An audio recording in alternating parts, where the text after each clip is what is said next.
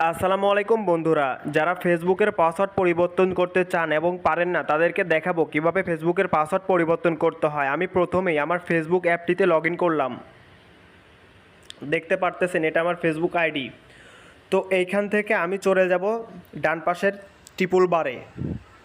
এখান থেকে আমি চলে যাব হচ্ছে সেটিং অ্যান্ড প্রাইভাসিতে।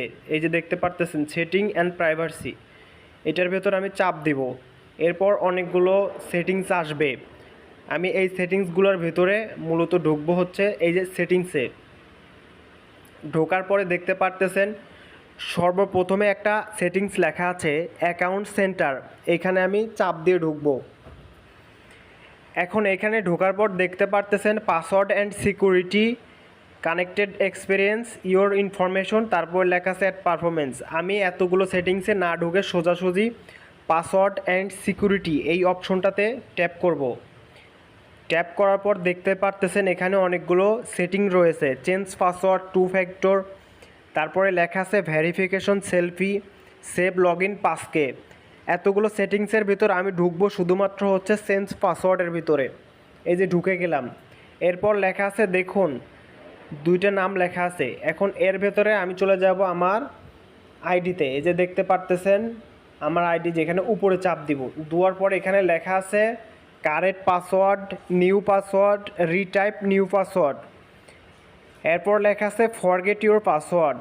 এখন আপনার যদি আগের পাসওয়ার্ড মনে থাকে, যেই পাসওয়ার্ড মূলত দেওয়া আছে, লগ ইন করা আছে, এই পাসওয়ার্ড যদি মনে থাকে, এই পাসওয়ার্ডের জায়গায় আপনি বসাবেন এই যে কারেক্ট পাসওয়ার্ড। ধরেন কারেক্ট পাসওয়ার্ড আপনার দেওয়া আছে,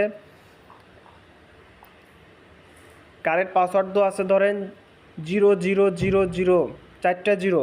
আবার কারেক্ট পাসওয়ার্ড 4টা জিরো ছিল আপনার আগের। এখন আপনি নিউ পাসওয়ার্ড কী দিবেন সেটা আগে চিন্তা ভাবনা করে রাখবেন। নিউ পাসওয়ার্ড যদি মনে করেন যে আপনি 77777 দেবেন। আবার এইখানে এই যে পাসওয়ার্ড আপনি শো করতে পারবেন, এখানে যদি চাপ দেন পাসওয়ার্ড শো করবে, আবার এখানে যদি চাপ দেন পাসওয়ার্ড হাইড করবে। অবশ্য শো করে নিয়ে আপনি পাসওয়ার্ড চেঞ্জ করবেন। তারপরে রিটাইপ নিউ পাসওয়ার্ড, উপরে যে পাসওয়ার্ড দেবেন এখানে সেম একই পাসওয়ার্ড দেবেন। এই যে দিচ্ছি আমি, দেখছেন এই যে উপরে যে কয়টা পাসওয়ার্ড নিচেও সেই কয়টা পাসওয়ার্ড। অবশ্য 6টার নিচে হয় না, সর্বনিম্ন পাসওয়ার্ড দিতে হবে 6টা। আর এই যে ভালো করে মনে রাখবেন উপরে হচ্ছে পুরাতন পাসওয়ার্ড, নিচে 2টাই হচ্ছে নতুন পাসওয়ার্ড, যেটা আপনি দিতে চাচ্ছেন বর্তমান পাসওয়ার্ড।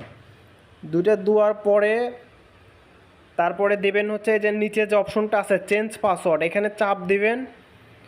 অবশ্যই আপনার পাসওয়ার্ড চেঞ্জ হয়ে যাবে। আর যদি আপনার পাসওয়ার্ড মনে না থাকে তাহলে অবশ্যই এই সেটিং আমি পরে আবার দেখিয়ে দেব। অবশ্যই ভালো থাকবেন, সুস্থ থাকবেন, সাথে থাকবেন। আল্লাহ হাফেজ।